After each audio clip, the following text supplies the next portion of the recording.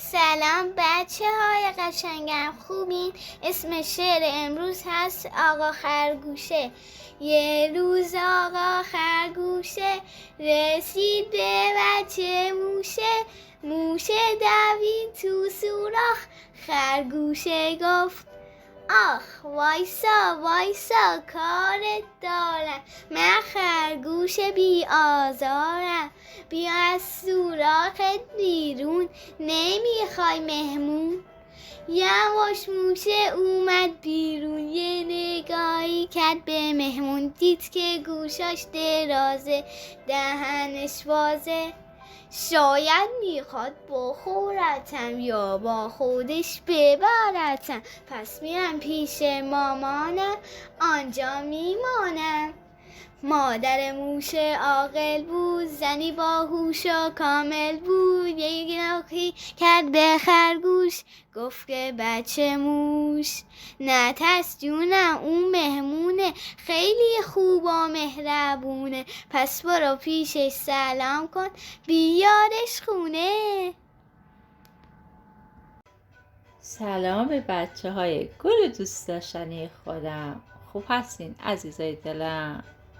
امیدوارم هر جا هستین تنتون سالم باشه و لبتون همیشه خندون. امروز کتابی رو انتخاب کردم براتون به اسم ماجراهای آقا موشه. این کتاب شامل بخش‌ها و داستان‌های مختلفی هستش که سعی میکنم در چندین ویدیو این داستان‌ها رو براتون بخونم. به نام خدا. ماجراهای آقا موشه.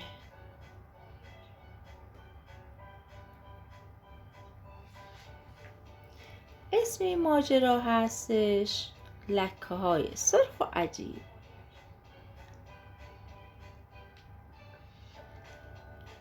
به دوستم ببری گفتم به نگاه کن، خورشید بالا آمده، چقدر قرمز، چقدر قشنگ.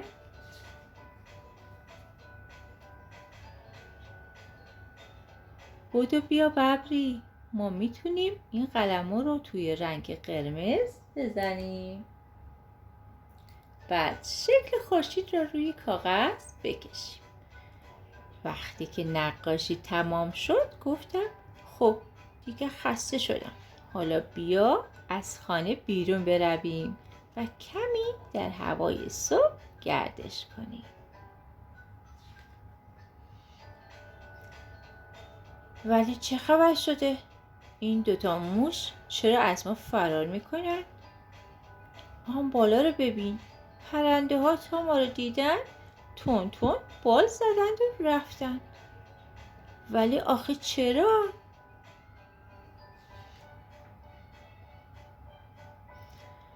ماهی ها چرا غیبشان زده؟ صبر کن ببینم این لکه‌های قرمز دیگه از کجا پیدا شدن؟ نگاه کن، سر تا پای من و تو از این لکه ها پر شده است. فکر میکنم این لکه ها از بیماری سرخک است. همه میدانند که اگر به ما نزدیک شوند آنها هم بیماری سرخک میگیرند. حالا میفهمم که چرا موشا دوان دوان، پرنده ها پرواز کنن و ماهی ها شنا کنن از ما دور شدن.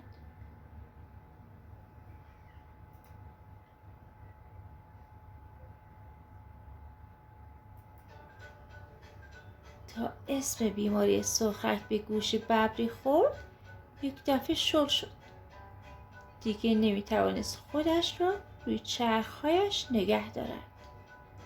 مجبور شدم او را بغل کنم و به خانه ببرم. اما خودم هم با هر قدمی که برمی داشتم بیحالتر می شدم. توی خونه رخت خواب را پهن کردم و هر دو فوری از پا افتادیم. بعد کتابی را که درباره بیماری ها نوشته شده بود باز کردم. درباره سرخک نوشته بود هر که از سرخک بگیرد بدنش پر از دانه های قرمز و پررنگ می شود. خب اینا معلوم بود.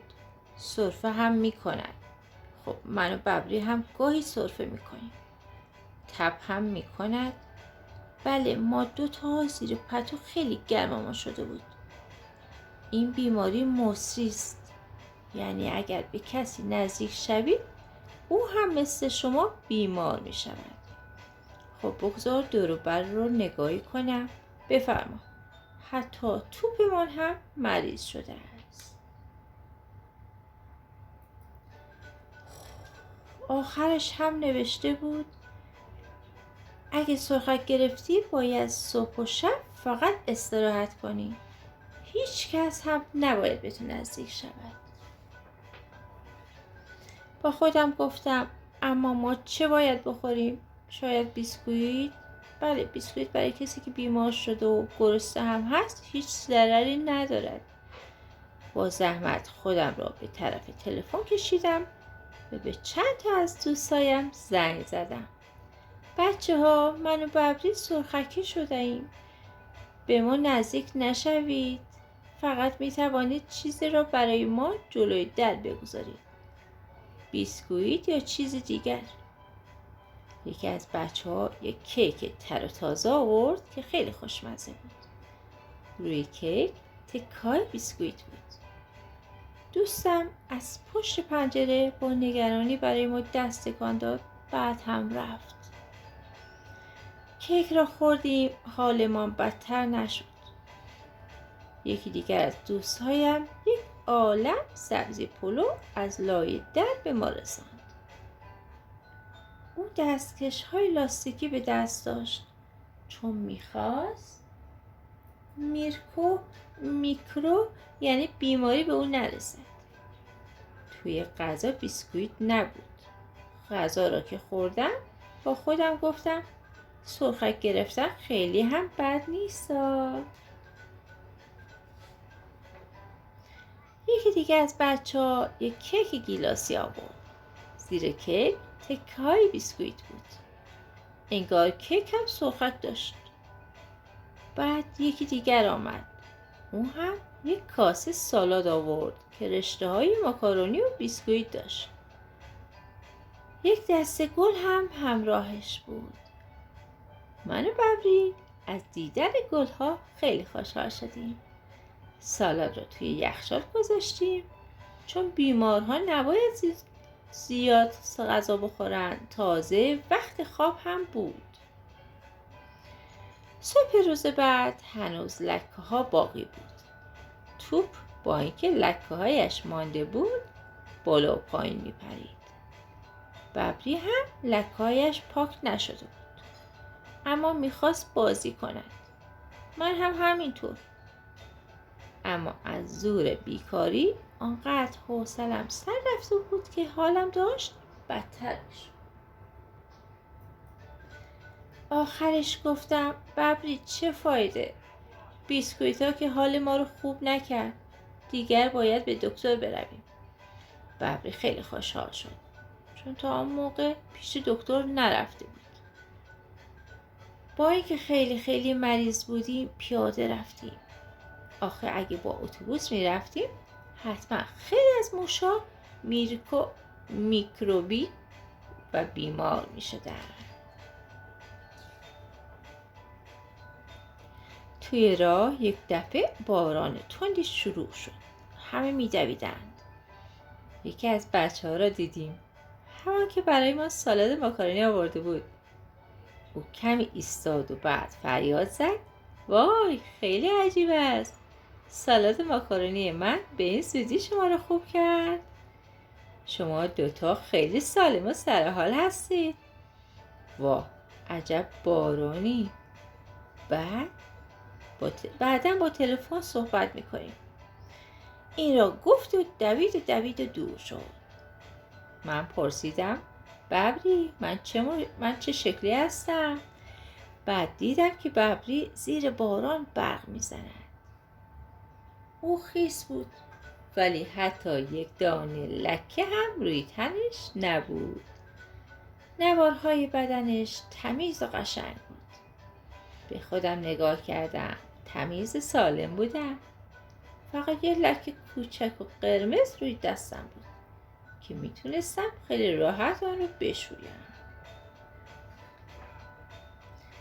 از خوشحالی جیغ کشیدم و گفتم ببری، حالا بهترین کار این است که زود به خانه برویم. حال ما خوب شده است.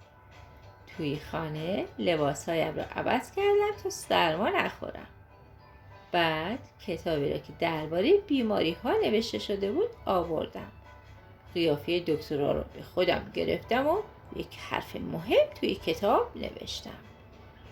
هر وقت سرخک گرفتید اول لکه ها را با آب باران بشویید. اگه لکه ها نرفت فوری به دکتر بروید.